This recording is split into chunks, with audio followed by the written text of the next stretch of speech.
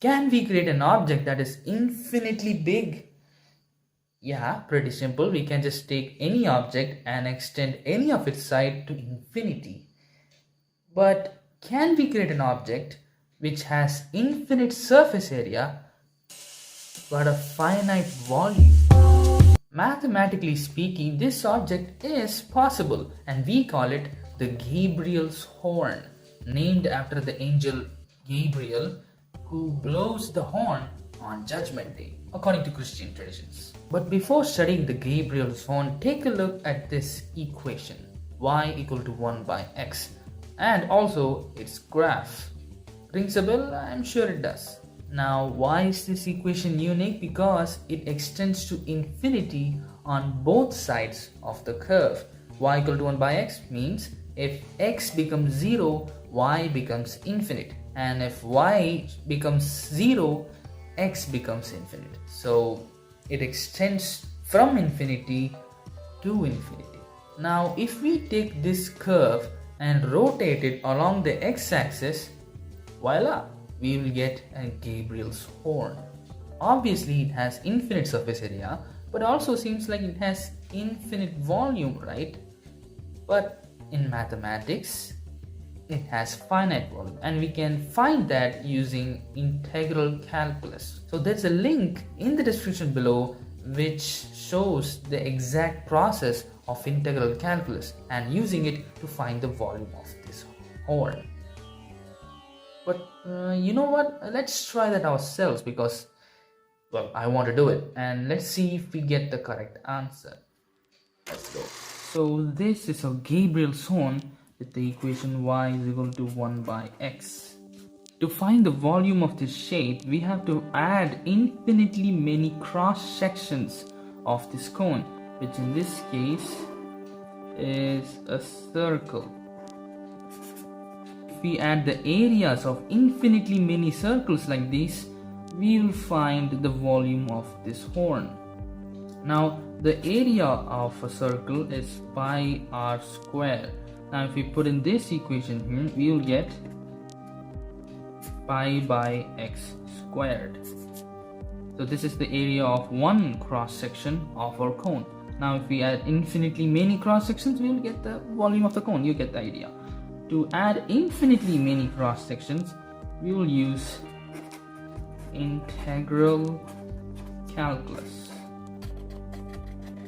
So to find the volume, I integrate this function dx. dx is the infinitesimally thick cross section, the circle of our shape of our Gabriel's horn, and I integrate it from 1 to infinity. Why from 1?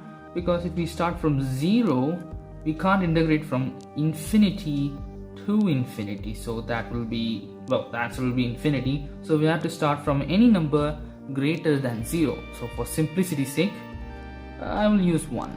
Now, if I integrate,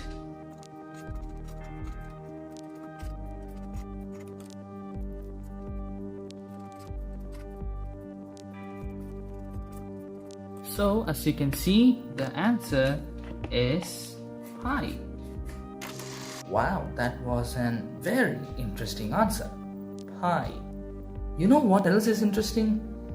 The size of our Gabriel's horn. How big and small can our Gabriel's horn get? On one side, it can get as big as anything, and on the other side, it can get as small as anything, right? So let's start with the big side. How big can our Gabriel's horn get? Well, pretty simple. It can get as big as our universe, observable universe, or about 94 billion light years across. That's big. That's as big as anything can get in our universe, right? Now, let's get on the smaller side of the Gabriel's horn. How small the horn can get. If we make the Gabriel's horn out of atoms, then the smallest size it could ever achieve will be a teeny tiny less smaller than an atom. But in our video, let's assume that it can get as small as an atom. The smallest atom there is in our universe is the hydrogen atom with a width of 10 to the power minus 10 meters, or this number. But what if we made the Gabriel's horn out of protons and neutrons? Well, the smaller side of the Gabriel's horn can get even smaller.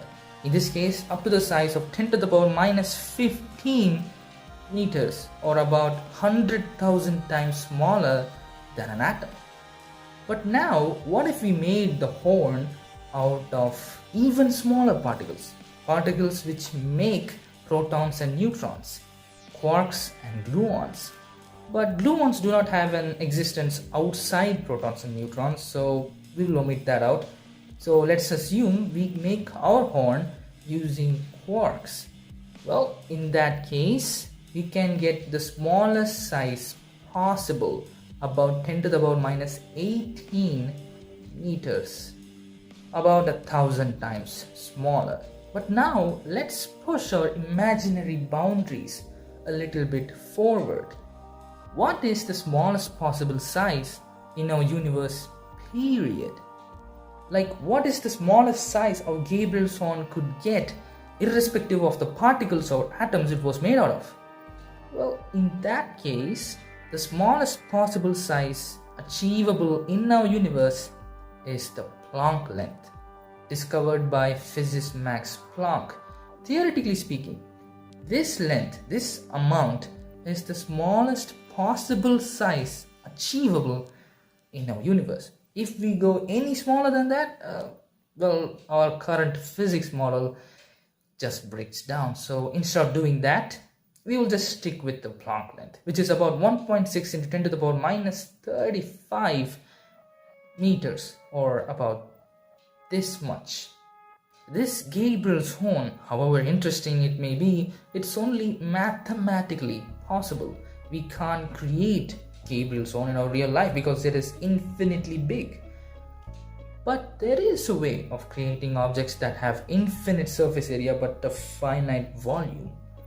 So in order to do that, we should jump into Blender, the 3D software I had been using for a while now to explain this. So let's go there. So here we go. We have a box here in Blender and it is of volume 8 meter cube. I know, it's huge. Now, if I cut it into two equal halves, you will see that the volume remained constant. Now it's just 4 meter cube plus 4 meter cube, which still gives 8 meter cube, right? The volume remains constant. But the surface area has increased. Initially, it was 28 meters square, but now it is 32 meters square because of these two new faces. So now the volume remained constant and the surface area increased.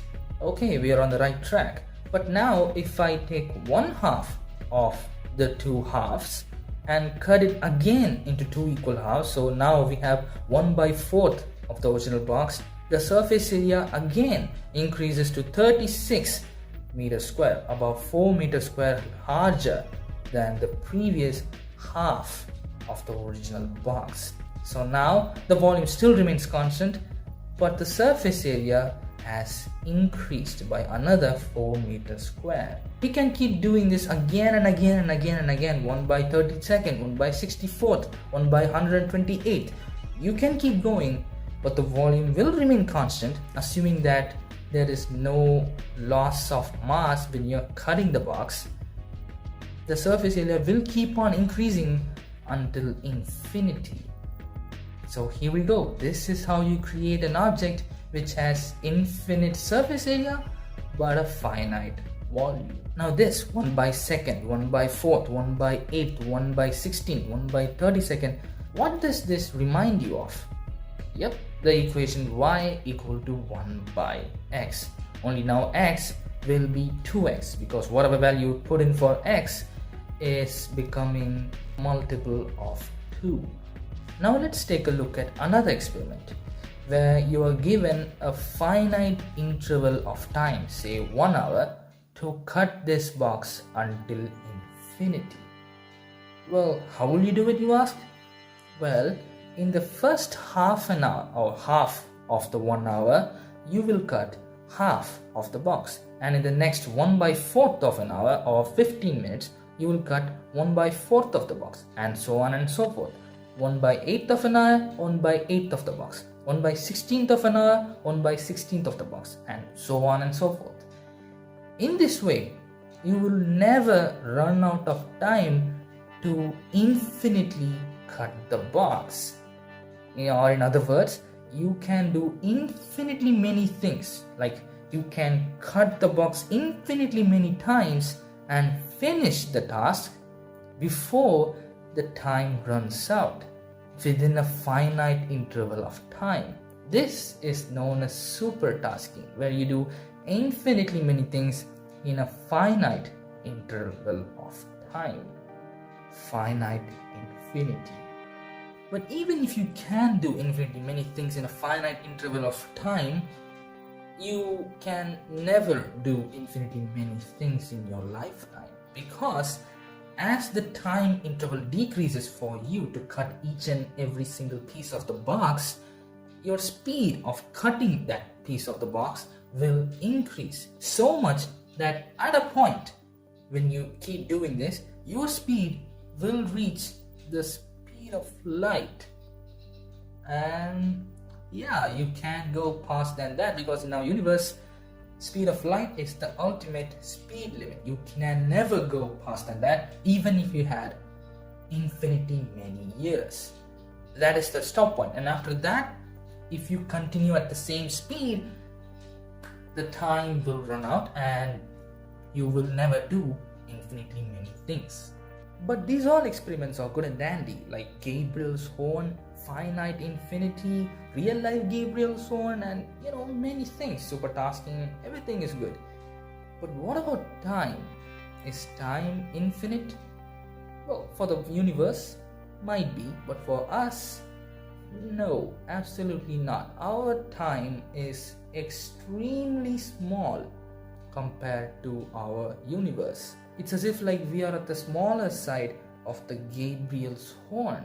Our time is so limited that we don't have an infinite things to do in our lifetime. It's extremely short. So keep doing whatever you're doing. Don't feel lazy, because there is no tomorrow. And as always, thank you for watching. Bye.